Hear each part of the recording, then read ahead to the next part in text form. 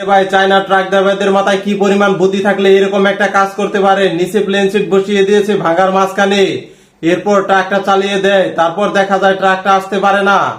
দেখুন এখানে এই ছেলেটি সমুদ্রের পাড়ে খাবার খেতে এসেছিল, কিন্তু যখনই সমুদ্রের ঢেউ বেড়ে যায় তখনই খাবার নষ্ট হয়ে যাচ্ছিল। তারপর ছেলেটি দৌড়ে এসে তার খাবারটা রক্ষা করে।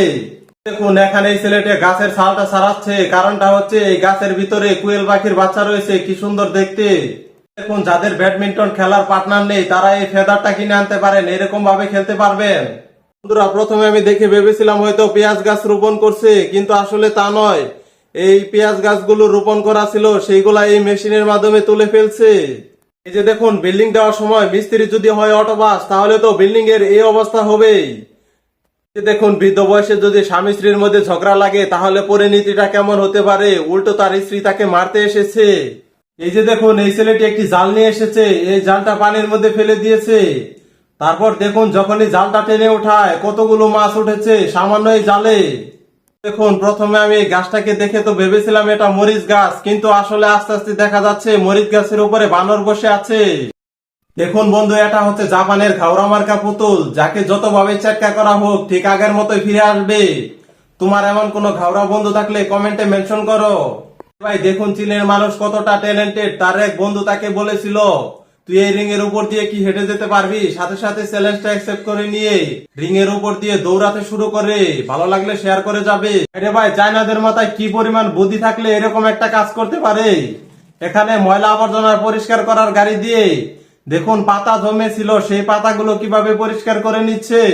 ভালো লাগলে অবশ্যই একটি শেয়ার করে যাবেন। এই যে দেখুন বন্ধু চায়নাদের মাথায় কি পরিমাণ বুদ্ধি, সামান্য একটা জাল নিয়ে তার উপরে কতগুলো তরমুজ ছিটিয়ে দেয়, এরপর সেইগুলা পানির মধ্যে ফেলে দেয়। দেখুন কতগুলো মাছ উঠে আসলো। এই যে দেখুন এখানে এই বৃদ্ধ লোকটা আসে ছেলেটার কাছে চুল কাটতে, কিন্তু সে এমন ভাবে চুলটা কেটে দেয় যা দেখার পর অনেক লোকই তো তাকে দেখে হাসতে থাকে। দেখুন এখানে এই ছেলে মেয়েগুলো খেলা করার সময় এই বিষাক্ত সাপটি রাস্তার মধ্যে বেরিয়ে আসে। এটা দেখার পর সেখানকার মানুষ তো অনেকটা ভয় পেতে লাগে আর ভাবতে থাকে যে এই সাপটা কোথা থেকে আসলো। বন্ধু চীনে এমন একটি গ্রাম রয়েছে, আর গ্রামের চারিদিকে রয়েছে বাজার, আর সেটার উপর দিয়ে কিভাবে ট্রেন চলাচল করছে এটি আমাদের বাংলাদেশ কিংবা ইন্ডিয়া হলে কখনোই চলতো না। এর জন্য একটি লাইক করে যাবে। ভাইরে ভাই কি আজব এক বুদ্ধি তৈরি করেছে চায়নার মানুষ, সামান্য 2 টুকরো মাংস দিয়ে পানির নিচ থেকে কত সুন্দরভাবে কাঁকড়াগুলো তুলে ফেলছে। এদের জন্য সবাই একটি লাইক করবে।